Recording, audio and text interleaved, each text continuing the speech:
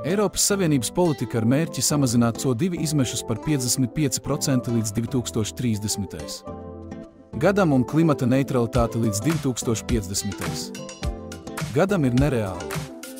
Utopiskās ieceres vēl vairāk palielinās Eiropas Savienības atpalicību no galvenajiem konkurentiem globālajā pasaules tirgū – ASV, Indijas un Ķīnas. Atceļams ir lēmums no 2035. gada aizliegt transporta līdzekļu ar iekšdedzes dzinējiem ražošanu, jo Eiropas Savienība nespēja konkurēt ar Ķīnas un citu Āzijas valstu ražojumiem.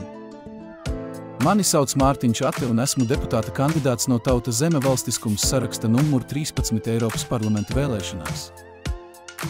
Mūsu balsis ir svarīgas. Tikai kopā mēs varam panākt, ka Latvija zied Eiropā, saglabājot savu unikālo identitāti un brīvību. Balso par Tauta Zeme valstiskums, sarakstu numur 13.